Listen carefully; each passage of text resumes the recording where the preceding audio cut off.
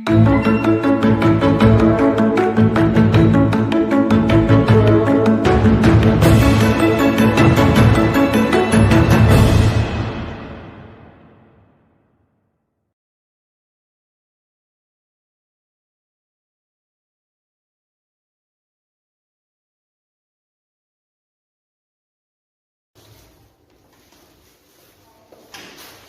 Bapak Ibu yang saya hormati, Assalamualaikum warahmatullahi wabarakatuh. Waalaikumsalam warahmatullahi wabarakatuh.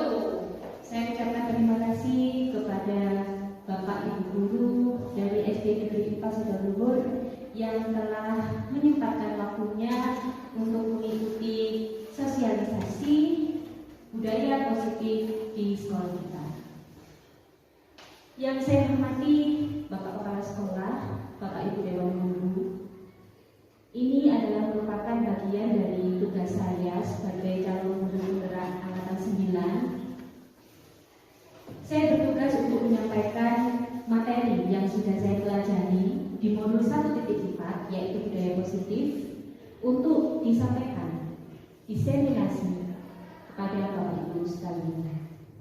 Saya akan memulai materi hari ini, tapi supaya semangat Bapak Ibu, kita yel dulu ya. Siap. Pagi, luar biasa. Saya ucapkan dulu, selamat pagi. Pagi, luar biasa. Nah, biar semangat Bapak Ibu sekalian, nggih. Nah, sekarang kita akan mulai materi pada hari ini, Bapak Ibu. Ini adalah budaya positif. Ya, materi tentang budaya positif. Dan apa itu budaya positif? Nah, budaya positif itu adalah suatu bentuk kegiatan, perilaku, pembiasaan di sebuah lembaga atau institusi, di mana sebuah lembaga atau institusi itu harus menjalankan nilai-nilai kebajikan universal. Nilai-nilai kebajikan itu sangat banyak sekali Bapak Ibu, dan itu nilai-nilai yang harus kita terapkan kepada anak didik kita. Nah, sebelum kita mengetahui nilai-nilai kebajikan universal, kita akan melihat perubahan paradigma dari teori kontrol guru. Nah, menurut Dr. William Glasser, dalam kontrol teori terdapat beberapa miskonsepsi tentang kontrol. Yang pertama, ilusi bahwa guru mengontrol siswa. Sekarang saya tanya ke penjenengan, dari hati penjenengan yang paling dalam ya, selama kita mengajar menjadi guru beberapa tahun, apakah Anda menjadi pengontrol? Misalkan anak-anak harus nurut loh ya sama guru. Terus kalau misalkan anak-anak lari, ayo rame, awas loh ya, pernah nggak seperti itu kepada anak didik kita? Pernah ya, saya juga pernah waktu itu. Dan itu adalah ilustrasi bahwa guru mengontrol siswa. Kita cenderung memaksa ya, memaksa anak harus mengikuti gurunya. Dan sebetulnya memang itu suatu miskonsepsi. Dan ada ilusi bahwa semua penguatan positif, efektif, dan bermanfaat. Jadi kita membujuk dia, membujuk murid kita. Ayo, sing Kak boleh nakal sama temennya. Ya kan? Pernah seperti itu? Dan bahwa bujukan itu sifatnya tidak permanen. Maksudnya efeknya anak cenderung akan mengulangi kesalahan yang sama. Ya kan? Misalkan kita kemarin bilang, ayo nggak boleh nakali koncone, besok dilakukan lagi apa tidak ya kira-kira? Ya, dilakukan lagi ya, kemungkinan dilakukan lagi. Mungkin 1-2 hari dia tidak, tapi kemudian dia lakukan lagi. Padahal kita sudah melakukan penguatan positif yang efektif, istilahnya kita memberitahu hal-hal yang baik, tapi dia tetap mengulangi kesalahan yang sama. Kemudian ilusi bahwa kritik membuat orang merasa bersalah itu dapat menguatkan karakter. mengatakan anjay sampeanku ya. Kan kamu itu tidak boleh seperti itu, kasihan temanmu. Nah, itu bapak ibu itu menekan anak itu merasa bersalah. Dan itu juga sebetulnya kita pikir bisa mengontrol karakternya, padahal itu sebetulnya perlu kita perbaiki. Sampai itu tidak boleh seperti itu, sampai kasihan kalau sampai tersakiti. Berarti kan anak itu merasa bersalah ya sama temannya. Nah itu ya kadang-kadang itu kita masih sering melakukan.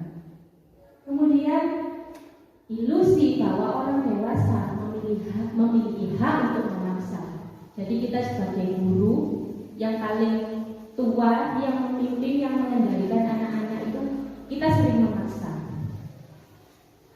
Berhubungan dengan disiplin, kadang-kadang pokoknya harus begini. Kalau misalkan kamu terlambat, berarti kamu harus di luar, dihukum sama guru di luar. Misalkan karena di tiang bendera seperti itu. Nah itu sebetulnya dalam waktu yang singkat hukuman itu kita berikan secara langsung, tapi tidak bisa perubahan itu tidak bisa terjadi dalam jangka waktu yang panjang, maka tetap akan dilakukan kesalahan-kesalahan tersebut. Nah sekarang kita melihat pemikiran dari Ki Dewantara tentang makna disiplin. Bapak Ki Dewantara menyatakan bahwa untuk menciptakan siswa yang merdeka, syarat utamanya harus memiliki disiplin yang kuat, yaitu disiplin diri yang berasal dari motivasi internal atau dalam diri sendiri. Jika tidak mempunyai motivasi internal, maka diperlukan motivasi eksternal orang lain untuk mendisiplinkan dirinya. Contohnya, jenengan punya murid, misalkan anaknya itu paling rajin, paling pintar. Nah, kalau ngerjakan itu dia selalu tepat waktu, nggak ditagih, belum ditagih tugasnya, dia sudah mengumpulkan duluan. Punya murid seperti itu? Ya, punya. Kemudian selain dia itu mengumpulkan duluan, setiap tugas itu selalu dia mengerjakan. Misalkan dengan ayo anak-anak dikerjakan ini, dia selalu mengerjakan tanpa dia itu diurak-urak. Misalkan tanpa dia itu diingatkan, itu dia sudah mengerjakan. Mengumpulkannya di tepat waktu. Berarti sebetulnya anak itu punya motivasi dalam dirinya, punya motivasi intrinsik. Jadi itu dari dalam dirinya, itu sudah tertanam. Berarti dalam hatinya, pikirannya itu sudah ada sebuah nilai kebajikan yang tertanam, yaitu tanggung jawab. Kadang kalau sudah anak seperti itu, bu guru kan nggak perlu ngasih tahu, dia sudah paham dengan tanggung jawabnya. Tanpa diingatkan, dia sudah menentukan sendiri, sudah on time. Nah itu yang dimaksud dengan motivasi internal dari dalam dirinya. Dan motivasi itu ada dua, internal dan eksternal. Kalau dari internalnya belum muncul, misalkan anak kelas 1 ya Bapak Ibu, anak kelas 1 kan masih belum bisa katanya, maka bu gurunya yang atau orang tuanya, orang-orang di sekelilingnya yang bisa memberikan motivasi eksternal. Diana Gosen menyatakan bahwa kata disiplin berasal dari bahasa Latin disiplina yang berarti belajar. Kata disiplina berasal dari akar kata yang sama, yaitu disiplin atau pengikut. Diana juga menyatakan bahwa disiplin juga berkonotasi dengan disiplin diri siswa. Disiplin diri dapat membuat seorang menggali semua potensi dirinya untuk mencapai suatu tujuan, sesuatu yang dihargai dan bermakna. Jadi sebetulnya disiplin diri itu ada tujuannya dulu. Tapi anak-anak itu paham nggak sih tujuan untuk berdisiplin diri? Misalkan kalau dengan sudah dewasa, sudah SMP, saya mau disiplin biar nanti nilai saya bagus. Kalau sudah SMP, kalau sudah kelas 6, wes saya mau belajar giat, nggak disuruh aku belajar, aku akan mengerjakan tugas yang diberikan guru dengan tepat waktu, dengan tanggung jawab supaya aku lulus. Jadi ada tujuan dan motivasi. Tiap orang kan punya tujuan dan motivasi, dan itu yang mendorong seseorang untuk melakukan kedisiplinan.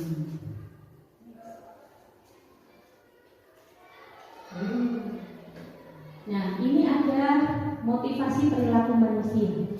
Jadi setiap manusia itu melakukan sesuatu, baik marah, senang, bahagia, ya sebel, amarah dan lain sebagainya. Berbagai macam perilaku itu ada motivasinya. Yang pertama, untuk menghindari ketidaknyamanan atau hukuman.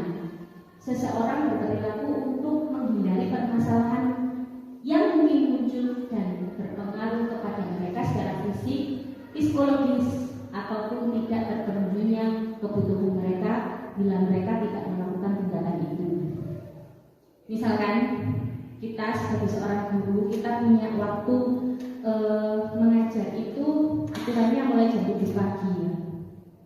Kadang-kadang bapak kepala sekolah mengatakan kepada kita, nanti kalau misalkan bapak ibu tidak hadir tepat waktu, saya akan berikan sanksi. Bapak kepala sekolah mengatakan hal tersebut. Maka kita terpaksa harus menuruti beliaunya. Tapi karena kita menghindari ketidaknyamanan atau sebuah hukuman.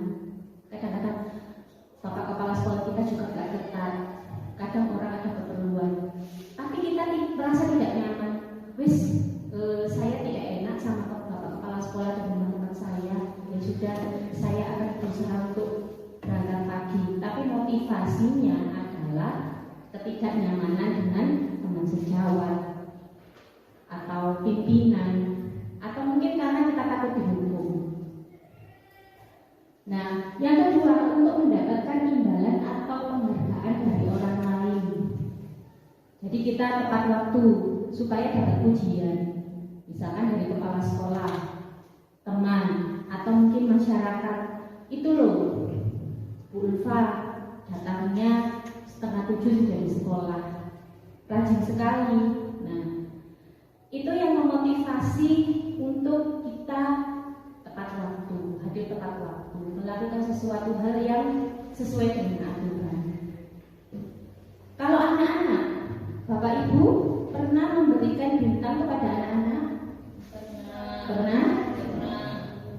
Nah, misalkan anaknya dikasih bintang, wis pinter, nilainya 100, dapat bintang 1. Atau mungkin dia datangnya tepat waktu, dia dikasih bintang. Besok dia akan terus seperti itu. Tapi manakala bintangnya sudah tidak dikasih, misalnya bu guru gak bisa dibintang untuk beberapa hari, kita coba lihat apakah anak tersebut akan terus melakukan itu. Kadang-kadang ada hubungannya, sebetulnya dapat bintang, wis aku tak rajin. Ya, itu yang disebut dengan mendapatkan imbalan atau penghargaan dari orang lain. Yang ketiga, untuk menjadi orang yang mereka inginkan atau menghargai diri sendiri dengan nilai-nilai yang mereka percaya. Itu yang paling baik, Bapak Ibu. Yang nomor 3, karena kita berdisiplin nurut aturan, itu karena kita menghargai diri kita, dan kita juga mempercayai nilai-nilai yang kita percaya, yaitu tanggung jawab sebagai guru. Kita memang harus hadir sebelum siswa datang. Kalau nilai itu datangnya dari diri kita sendiri, maka kita akan melaksanakan tugas dengan sebaik-baiknya. Sebagai juga seorang siswa juga sama. Saya akan ingin menjadi anak yang mandiri, bertanggung jawab. Kalau begitu saya akan berangkat ke sekolah pagi-pagi. Nah, itu motivasi yang ketiga, menjadi orang yang mereka inginkan dan menghargai diri sendiri. Nah, tujuan dari disiplin positif adalah menanamkan motivasi kepada semua siswa kita agar mereka menjadi orang yang mereka inginkan dan menghargai diri sendiri dengan nilai-nilai yang mereka percaya. Motivasi ini berasal dari diri siswa atau internal sehingga akan berdampak jangka panjang dan tidak akan terpengaruh dengan adanya hukuman atau hadiah. Jadi kayak murid yang pintar tadi, kan motivasinya sudah dalam dirinya. Bu guru ya nggak ngasih hadiah, tidak memberikan hadiah, tidak memberikan pujian, tapi dia selalu on time mengerjakan tugas, dia selalu nurut. Sebetulnya itu motivasi dalam dirinya itu sudah terbentuk. Tanpa jenengan harus marah-marah, itu dia sudah bisa jalan sendiri, sudah tahu apa yang harus dia lakukan.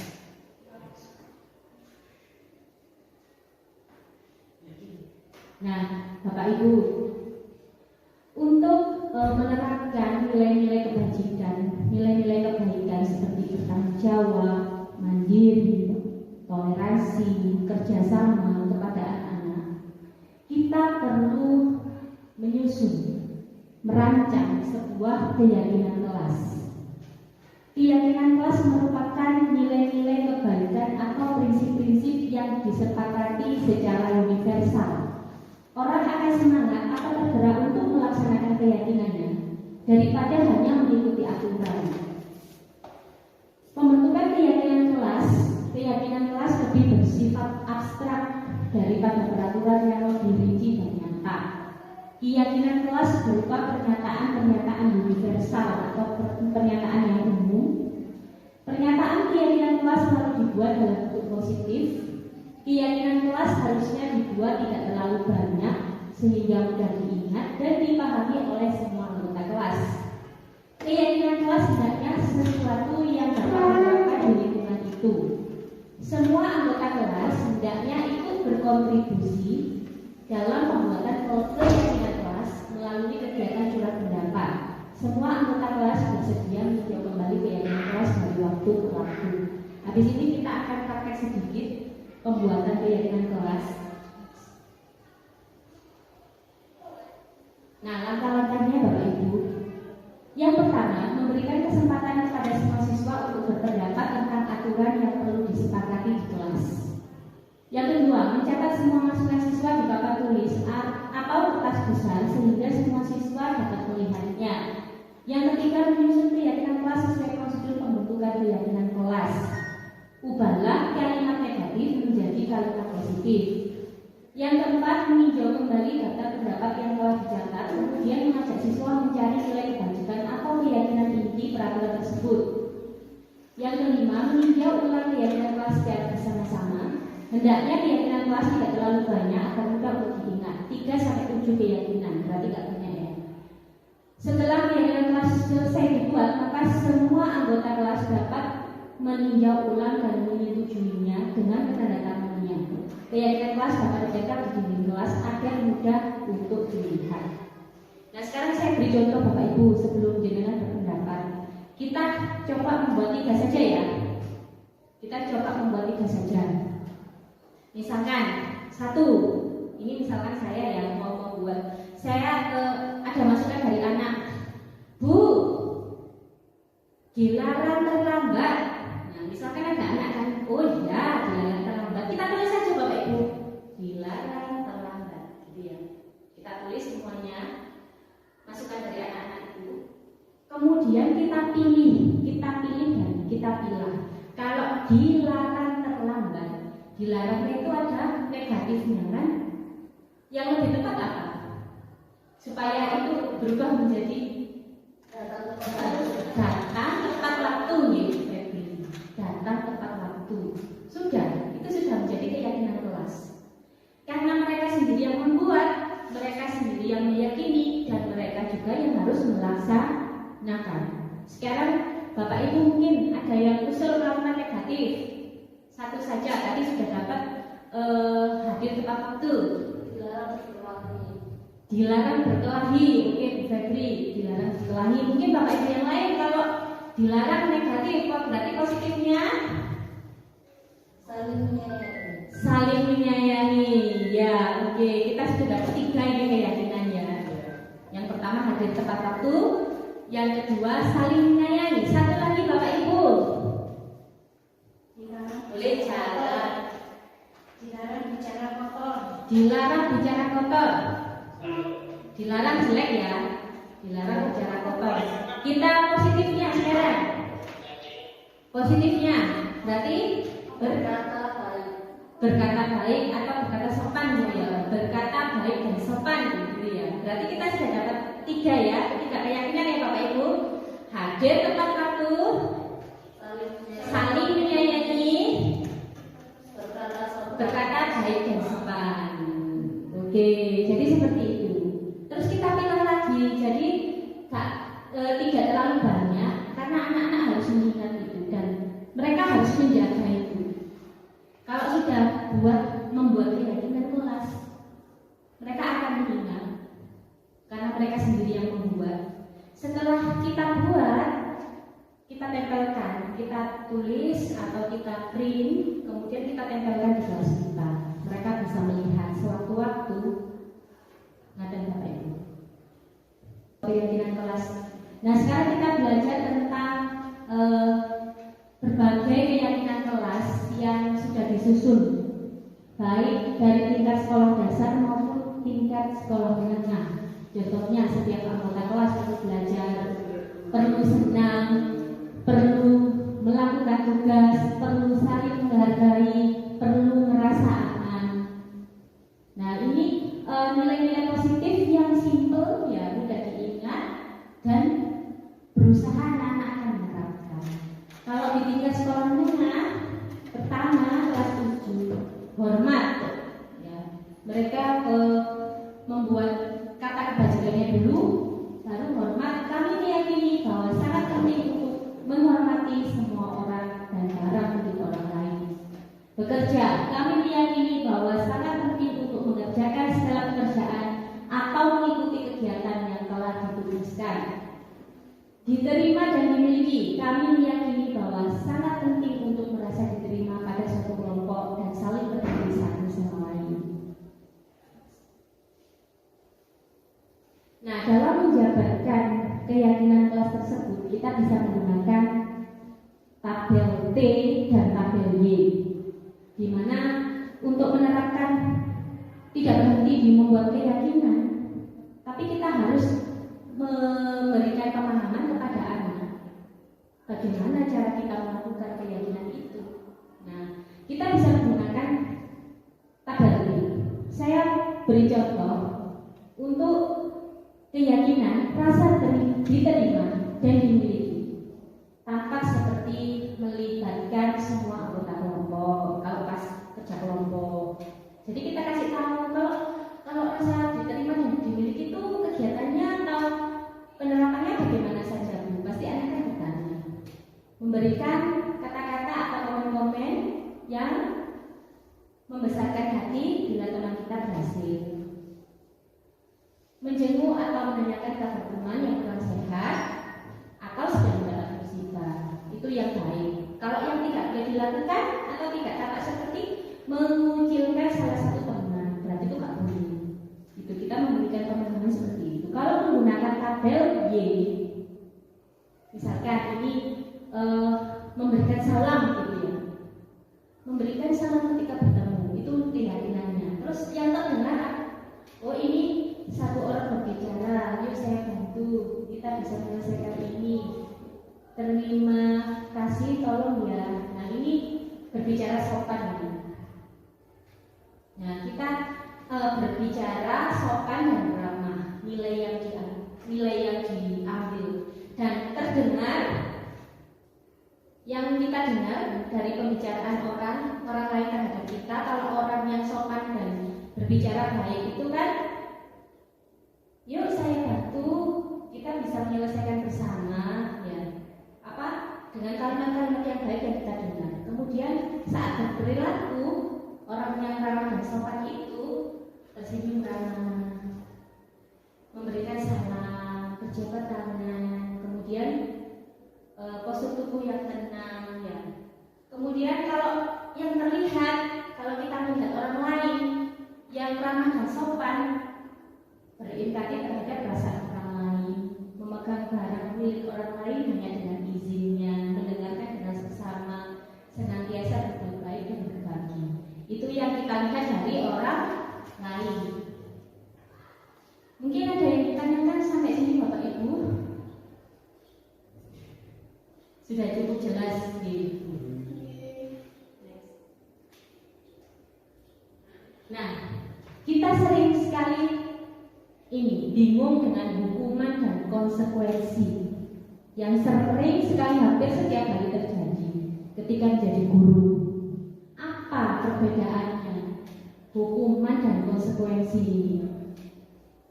Hukuman bersifat tiba-tiba atau tidak terencana. Siswa tidak tahu apa yang akan terjadi dan tidak dilibatkan. Di samping itu, hukuman hanya bersifat satu arah dari guru yang memberikan dan siswa hanya menerima hukuman tanpa suatu diskusi atau arahan, baik sebelum atau sesudahnya. Hukuman berupa fisik maupun verbal yang akan membuat siswa tersakiti. Jadi misalkan murid jenengan terlambat. Terlambatnya itu bukan karena apa? Karena dia jajan di luar. Dia datang terlambat masuk kelas. Terus penjenengan marah. Loh, kamu kok terlambat? Nah, seperti itu. Pada saat itu penjenengan kan spontan memberikan hukuman kepada dia. Kamu berdiri di depan, kakinya diangkat satu. Ya, pernah ya terjadi. Nah, itu satu bentuk hukuman. Dia sendiri nggak tahu kalau dia melanggar itu nanti mau diapakan. Dan dia nggak dikasih tahu. Tiba-tiba guru nyuruh saya berdiri di depan sambil angkat kaki. Nah, itu hukuman. Dan kalau konsekuensi dalam bentuk sanksi atau konsekuensi sudah terencana, sudah dibahas dan disepakati sebelumnya oleh guru dan siswa. Dan guru dan siswa mengetahui sanksi dan konsekuensi yang akan diterima, tapi membuat siswa merasa tidak nyaman dalam jangka waktu pendek. Misalkan begini, ya sudah, kalau terlambat hukumannya apa? Ya, misalkan dengan bertanya kepada anak-anak, "Manu Bu, ngambil sampah 10," misalkan. Nah, itu termasuk konsekuensi. Oh, berarti kalau besok ada yang terlambat, sampai ngambil sampah 10 baru boleh bisa masuk. Tapi guru dan murid sama-sama tahu. Nah, itu bedanya hukuman dan konsekuensi. Lebih bijak mana Bapak Ibu? Konsekuensi. Next. Nah, ini yang menjadikan dilema kita sebagai seorang guru. Sama halnya dengan hukuman, ternyata penghargaan juga seperti menghukum seseorang. Berikut pengaruh buruk penghargaan terhadap orang menurut Kohn. Jadi kita kasih penghargaan itu, Bapak Ibu, itu dipandang kurang efektif untuk mendisiplinkan siswa. Seperti kita memberikan permen, bintang, atau apa ya, benda-benda yang lain. Kalau anaknya pintar, nurut, patuh, dapat bintang. Itu ternyata ada efek tertentu. Kalau ujian bisa, tapi kadang-kadang anak-anak itu suka pada benda-benda ya. Kalau anak-anak SD seperti anak-anak kita, ya memberikan pengaruh jangka pendek dan jangka panjang. Jika terlalu sering menggunakan penghargaan, maka orang tersebut akan bergantung pada penghargaan dan akan kehilangan motivasi internalnya. Jadi anak kelas 1, 2, 3 misalkan, wis aku tak nurut sama guru, aku nanti dapat bintang. Jadi motivasi yang tadinya harusnya dalam dirinya bertanggung jawab itu sudah hilang karena dia motivasinya bintang. Nah, seperti itu. Kemudian penghargaan tidak efektif. Penghargaan merupakan suatu benda atau peristiwa yang diinginkan dengan dibuat suatu syarat tertentu. Penghargaan diperoleh jika melakukan hal yang disyaratkan. Jika tidak mendapatkan penghargaan yang diharapkan, maka timbul rasa kecewa, berkecil hati, dan tidak akan berusaha keras sebelumnya. Nah, anaknya ini suatu saat gak dapat bintang, pasti dia akan kecewa. Nah, kekecewaan ini yang dia merasa aku sudah berusaha, tapi kok aku gak dapat bintang ya seperti temanku. Maka disiplin yang mereka bangun awalnya justru akan semakin menurun. Itu kekurangannya dari kita memberikan reward itu. Jadi kadang-kadang bapak ibu boleh ngasih reward, tapi anaknya jangan diberitahu kalau bisa. Nanti kalau sudah kita pantau ya di akhir semester baru kita beri reward.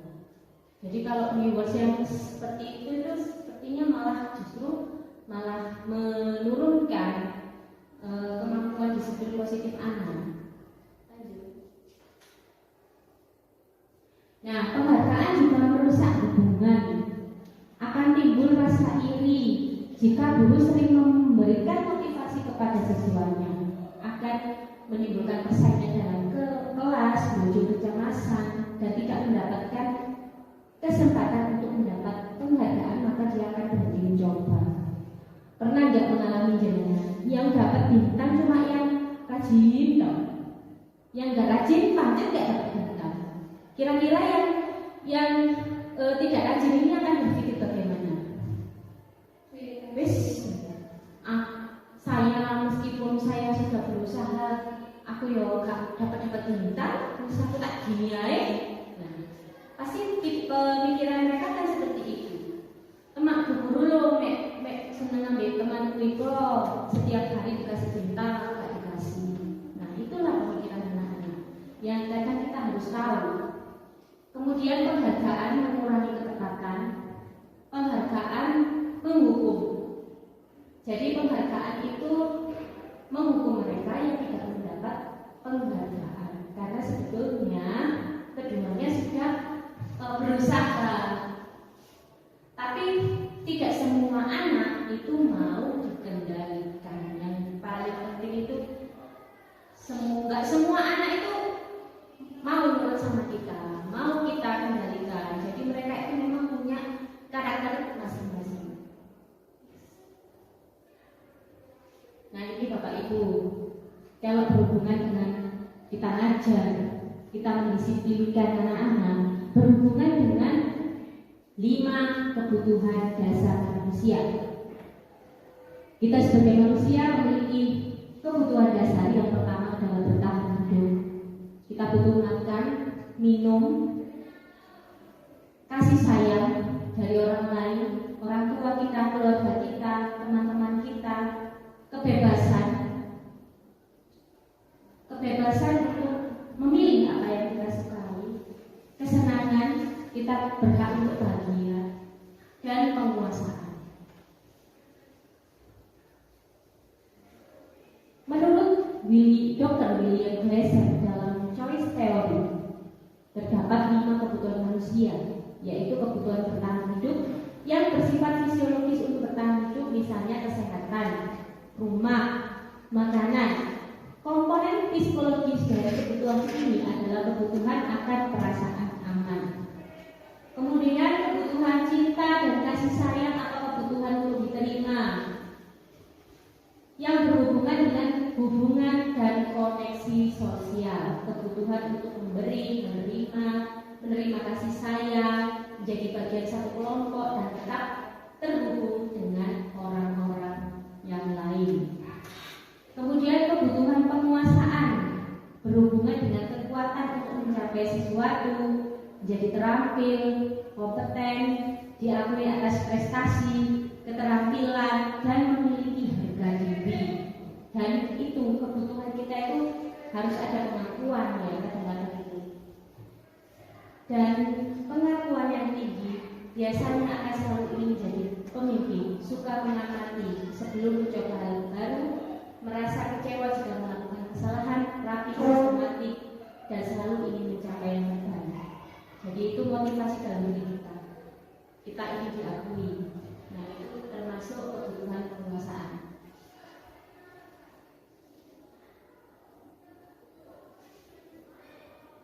Kemudian kebutuhan akan kebebasan dalam menentukan pilihan.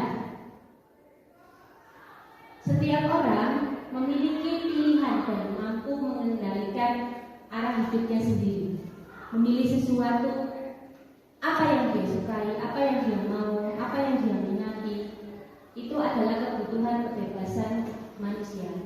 Dan kebutuhan kesenangan adalah kebutuhan kebutuhan untuk merasa senang. Jika siswa kita itu bermain, tertawa, dan menikmati apa yang dilakukan, nah itulah yang disebut dengan kebutuhan kesenangan.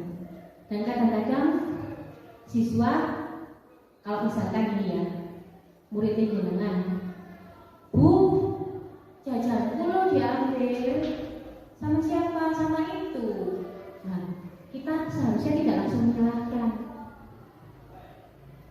Jenengan tanya sama yang ngambil kue tadi, kenapa kok sampai ngambil kue temennya? Aku lapar. Ya kalau nggak ditanya kita tidak tahu. Lapar Bu sebenarnya. Kenapa nak kok lapar? Saya nggak dikasih bekal sama ibu. Uang saya habis, saya nggak dikasih bekal sama ibu. Nah, sebetulnya dia melakukan mengambil kue temennya atas dasar kebutuhan dasar hidupnya, bahwa dia butuh makan, bahwa dia lapar. Dan kadang seorang anak itu melakukan kesalahan, kita harus memperhatikan 5 kebutuhan dasar ini. Barangkali 5 ini ada yang belum terpenuhi. Misalkan kita punya murid, kita ketahui murid kita di kelas 4 ya, salah satu anak, dia selalu nangis, dia selalu bertengkar.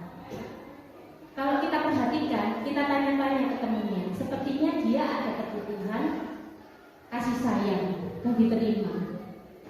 Kadang dia itu sedikit berbeda, teman-temannya itu tidak mau menerima, jadi dipandang dia seperti aneh, seperti berbeda. Nah, sebetulnya dia butuh rasa kasih sayang dan diterima. Nah, ini Bapak Ibu, kita dalam mengajar, menemui anak-anak yang tidur di kelas, kemudian bertengkar, kemudian melanggar peraturan, bukan begitu Bapak Ibu?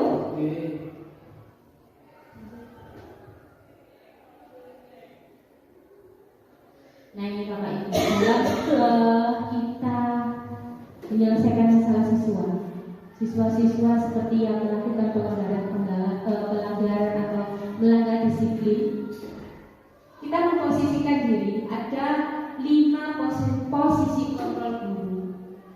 Yang pertama adalah penghukum. Siapa yang di sini merasa penghukum? Bapak Ibu, awas ya, nanti kalau nggak nurut. Bahkan saya juga iya. Saya pernah menjadi posisi penghukum. Kamu selalu aja salah, sudah dibilang berkali-kali.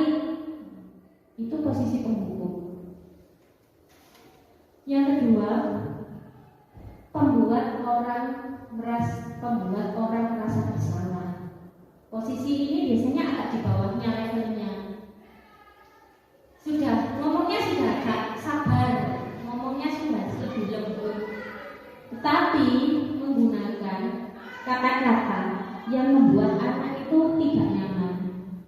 Misalkan, ibu kecewa sama kamu, kenapa kok kamu begitu sama temanmu? Nah, dia kan merasa bersalah ya. Aduh, gimana ya? Jadi dia perasaannya juga enak, merasa tidak nyaman. Itu posisi membuat orang merasa bersalah. Yang ketiga, posisi teman, tidak menyakiti murid. Kemudian itu mencoba untuk membentuk sebuah hubungan atau interaksi yang baik. Jadi muridnya itu dianggap nyaman. Ini lebih di bawahnya lagi, lebih sabar lagi. Ayolah, kamu bisa kan, bantu ibu. Kamu pasti bisa. Agak sabar lagi, di bawahnya lagi. Nah, ini juga murid itu kadang responnya macam-macam. Ada yang bisa diajak, bahkan ada yang tidak. Bahkan ada yang dengan posisi teman ini bahkan malah nggak menghargai gurunya. Allah, guruku sabar, tulis paling gitu ya. Kalau menggunakan posisi teman, memang ada kurang lebih. Nah, posisi memantau atau monitor berdasarkan peraturan dan konsekuensi dengan memisahkan hubungan pribadi. Nah, jadi ini kita sudah membuat sebuah konsekuensi atas sebuah kesalahan yang dilakukan anak. Nah, kita mengembalikan dia ke konsekuensi yang sudah kita bangun. Peraturannya apa? Oh iya, kan tidak boleh pakai sepatu warna putih. Ya, nah, itu lebih bijak lagi, masih lebih sabar lagi di bawahnya, masih sudah mendekati yang paling bijak. Nah, yang paling bijak ini posisi apa? Yang paling bijak ini adalah posisi manajer, guru sebagai manajer, tidak marah, tidak menyalahkan, tapi belum pernah ya Bapak Ibu, tidak marah dan tidak menyalahkan. Kita belajar juga, saya juga belajar sama. Jadi kita lebih mengajak siswa untuk mempertanggungjawabkan perilakunya dan mencari solusi atas kesalahan mereka sendiri. Murid diajak menganalisis kebutuhan dirinya dan kebutuhan orang lain. Yang terpenting adalah kolaborasi dan kata-kata seorang manajer. Jadi misalkan anaknya tadi ngambil jajan temennya, misalkan ya, kamu kenapa? Ya, Bu Guru tahu. Bu Guru dulu waktu kecil juga sering buat kesalahan. Soalnya orang hidup itu kan pasti pernah melakukan kesalahan. Nah, kita kan tidak nyalahkan dia. Meskipun dia salah, tapi kita nggak bilang kamu salah. Bu Guru itu juga pernah salah. Nah, itu kita memvalidasi, menstabilkan identitas mereka. Kemudian kita lebih kepada kata apa yang kita yakini, apa yang kamu yakini. Jika kamu meyakininya, apa kamu bersedia memperbaikinya? Jika kamu memperbaikinya, hal ini menunjukkan apa tentang dirimu, apa rencanamu untuk memperbaikinya. Jadi kesalahan yang dia buat, dia perbaiki, baik kepada teman atau kesalahan pada dirinya sendiri. Dia mencari solusi. Kita tidak cenderung menyalahkan mereka, tapi kita memberikan solusi supaya itu tidak terjadi lagi. Gitu. Nah, tujuannya adalah kontrol guru. Seorang manajer tidak untuk mengatur perilaku siswanya, tetapi untuk membimbing murid agar mengatur dirinya. Tujuan dari posisi manajer adalah supaya mereka menjadi pribadi yang mandiri, merdeka, bertanggung jawab atas segala perilaku dan sikapnya, dan menciptakan lingkungan positif, aman, dan nyaman. Kalau mereka sudah paham mereka harus apa, maka otomatis lingkungan sekolah juga akan positif, aman, dan nyaman. Nah, restitusi sebuah cara menanamkan disiplin positif siswa. Menurut Gosen, restitusi merupakan proses menciptakan posisi bagi siswa untuk memperbaiki kesalahan mereka sehingga mereka kembali pada kelompoknya dengan karakter yang lebih kuat. Restitusi dapat membantu mereka menjadi lebih mempunyai tujuan, disiplin positif, memulihkan dirinya ketika berbuat salah. Restitusi menguntungkan korban dan si pembuat salah. Jadi supaya setelah melakukan kesalahan mereka bisa diterima oleh teman-temannya lagi dan karakternya sudah berbeda, sudah lebih baik. Nah, ini tahapan restitusi Bapak Ibu. Yang pertama adalah menstabilkan identitas. Semua orang itu pernah salah. Kamu memang melakukan kesalahan, tapi dulu waktu kecil itu dulu juga pernah seperti itu. Nah, itu kita memberikan motivasi kepada dia bahwa setiap manusia itu punya salah. Kemudian setelah menstabilkan identitas, kita memvalidasi tindakan yang salah. Kamu kenapa sih kok tadi ngambil bukunya temanmu? Nah, kita kan nggak tahu alasannya. Justru kita tanyakan alasannya apa. Dan kalau misalkan untuk solusi dari permasalahan ini, berarti kita harus mengkoordinasikan dengan orang tuanya. Oh Bu,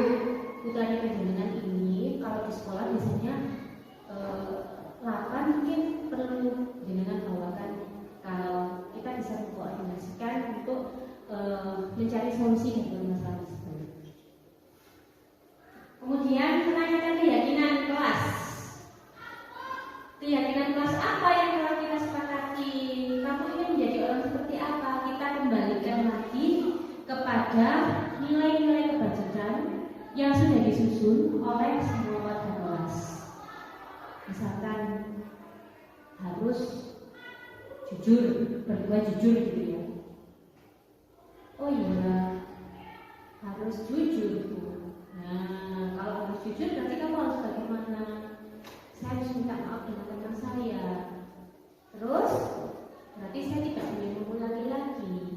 Kemudian, saya harus memperbaiki dulu, saya tidak boleh berbohong lagi. Nah, kita kembalikan anak-anak pada keyakinan yang sudah disepakati. Nah, tahapan segitiga restitusi yang pertama adalah satu, menstabilkan identitas. Nanti kita praktek ya Bapak Ibu ya, segitiga restitusi. Berbuat salah itu tidak apa, tidak ada manusia yang sempurna. Kita bisa menyelesaikannya. Bapak tidak tertarik mencari siapa yang salah, tapi Bapak ingin mencari solusi dari permasalahan ini. Nah, ketika anak fokus pada kesalahan, sulit akan melakukan restitusi karena rasa bersalah itu menguras energi. Jadi sebetulnya kalau kita nyalakan anak itu, sebetulnya mulai sekarang kita coba hindari. Lanjut. Nah, memvalidasi tindakan yang salah. Kamu pasti punya alasan kenapa kamu melakukan itu, kenapa kamu mengganggu temanmu. Kamu pasti punya alasan.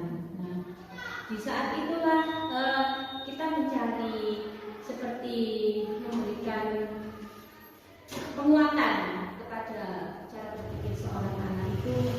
Berarti saya bisa memperbaiki diri saya itu berbuat salah itu ada alasannya. Gitu. Kita memberikan ruang kesempatan bagi mereka untuk menyampaikan. Selama ini kan kita nggak mau tahu, ya kan? Anak salah, kamu nakal, kamu harus dijewer, ya, misalkan.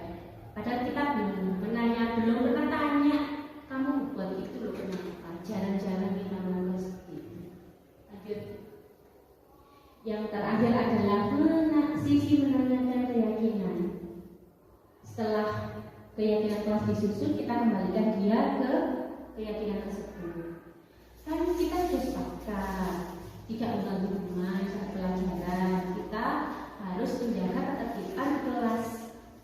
Iya Bu. Nah, berarti sekarang kamu harus lebih sopan lagi ya, harus tidak boleh mengganggu temannya, seperti nilai keyakinan yang sudah kita sepakati. Lanjut.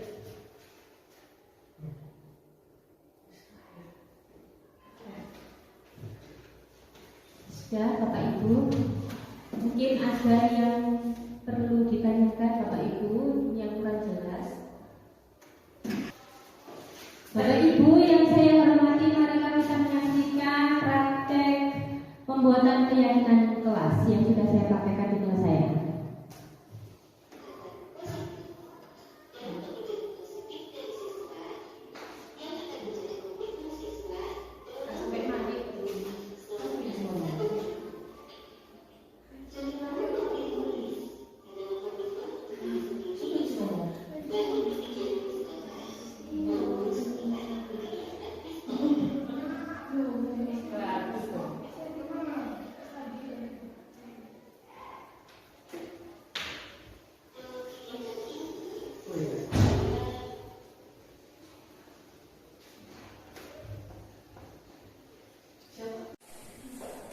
Baiklah Bapak Ibu, marilah kita mempraktekkan segitiga restitusi. Mungkin penjenengan ada yang mau menjadi muridnya. Oh monggo Bu Febri. Yang menjadi gurunya, monggo Pak Yahya. Nah, ini kasusnya bagaimana Bu? Kasusnya ini, kasusnya ada siswa yang berpeserta, ada 2 siswa berpeserta. Terus ada salah satu siswa yang mendorong siswa yang lainnya. Oke. Sampai Bisa langsung ya, Pak? Ya. Sudah siap, Pak? Nggih, monggo, Pak. Febri, apa yang sedang kamu lakukan? Aku tadi mendorong Angga, Pak. Soalnya tadi Angga itu ngambil pensilku, terus tak minta nggak dikasihkan, malah diputer-puter terus kayak gini. Aku kan jadi bingung, akhirnya kesel tak dorong dia jatuh, terus nangis. Aku salah apa, Pak? Febri, semua orang pasti pernah melakukan kesalahan. Sama Papa dan juga Febri juga sama. Terus untuk tidak lanjutnya bagaimana? Ya, mengapa kamu melakukan hal seperti itu? Soalnya aku kesel sama Angga. Karena aku udah minta baik-baik tadi, tapi nggak dikasih. Terus aku marah, ya udah tak dorong. Nah, menurutmu keyakinan apa yang sudah pernah kita susun bersama? Saling menyayangi. Terus, Sesama teman saling menyayangi, nggak boleh menyakiti. iya benar. Terus selanjutnya bagaimana?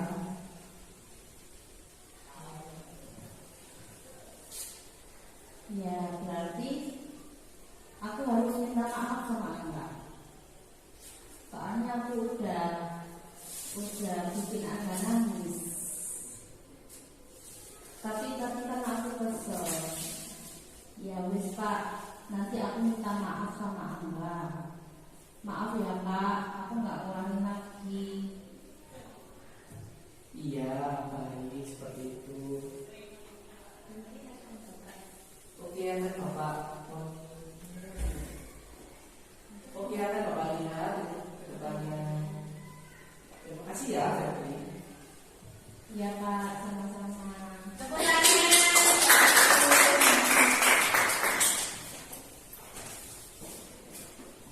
Luar biasa sekali ya. Mungkin Bapak Ibu ada yang menyampaikan kesan hal baru apa, pengalaman apa yang Bapak Ibu peroleh pada hari ini. Saya mohon perwakilan dari satu orang yang bisa menyampaikan. Setelah saya mengikuti sosialisasi hari ini dan saya mengetahui tentang segitiga restitusi, di sini saya baru memahami bahwa apa yang saya lakukan selama ini itu masih belum tepat, masih kurang tepat nih. Karena selama ini saya masih sering menjadi penghukum, saya masih menjadi murid merasa bersalah, dan dari sini saya memahami bahwa sebagai seorang guru itu harus bisa menjadi manajer yang baik bagi siswanya. Bagaimana cara menjadi manajer yang baik, saya juga bisa memahami dan mempelajari dari sosialisasi hari ini. Insya Allah untuk kedepannya akan saya praktekkan kepada siswa-siswa saya dan pada pembelajaran saya di selanjutnya dan seterusnya. Terima kasih Bu Desi.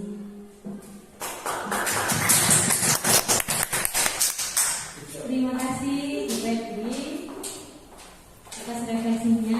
Baiklah Bapak Ibu, banyak sekali yang sudah kita pelajari bersama pada hari ini. Kami berharap dan kita semua berharap agar bisa memperbaiki kualitas pembelajaran di lingkungan kita. Amin. Atas waktu yang diberikan saya berterima kasih banyak. Atas kurang lebihnya saya menyampaikan materi ini, saya mohon maaf yang besar-besarnya. Wassalamualaikum warahmatullahi wabarakatuh. Waalaikumsalam warahmatullahi wabarakatuh.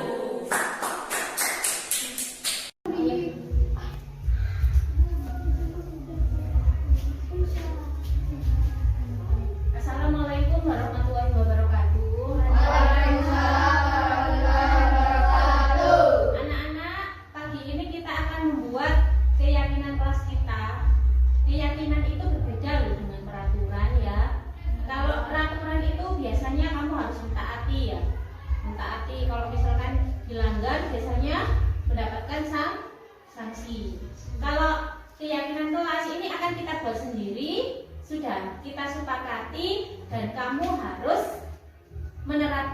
diri kamu.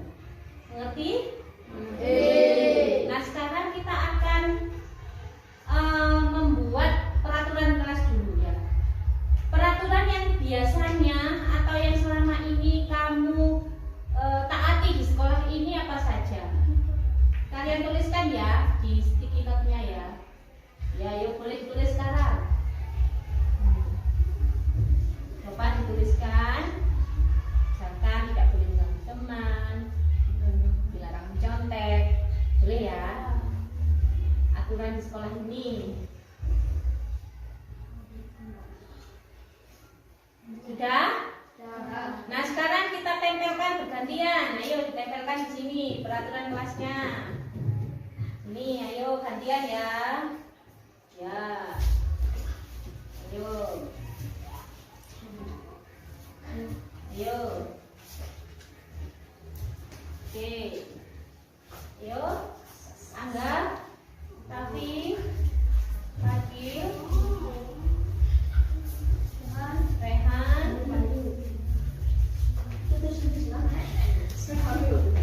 Bawa. Sekarang anak perempuan, ayo. Nih, sini. Ya.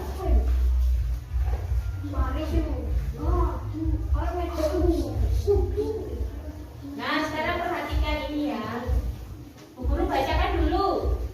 Dilarang makan di kelas, dilarang bertengkar, dilarang membuang sampah sembarangan, dilarang bullying, dilarang makan, dilarang mengganggu teman, dilarang mencontek, dilarang merokok, dilarang mencontek dan mengganggu teman, dilarang berisik di kelas, dilarang bermain di kelas ketika pelajaran, dilarang mengganggu teman, dilarang makan di kelas, dilarang membuli teman. Oke, sekarang ini peraturan yang sudah kalian buat ya di kelas ini ya, harus ditaati ya.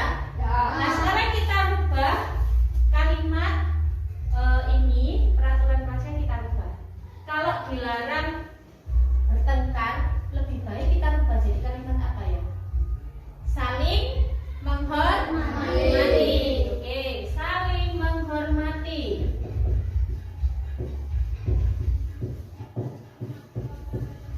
Nah, kemudian guru cari lagi.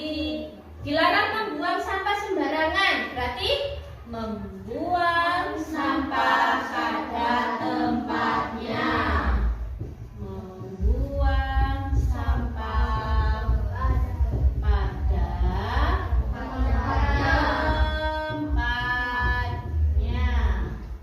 Kemudian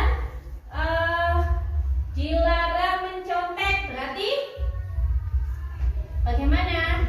Berbuat jujur. Berbuat jujur. Berbuat jujur. Kemudian dilarang mengganggu teman, tadi sudah. Dilarang membuli teman. Berarti harus apa? Rukun. Rukun. Setelah itu apalagi ya, guru lihat. Dilarang berisik di kelas. Berarti menjaga ketertiban atau ketenangan. Menjaga ketertiban. Nah, sekarang ini kalimat-kalimat positif yang sudah kita susun bersama. Harus kamu pahami dan harus kamu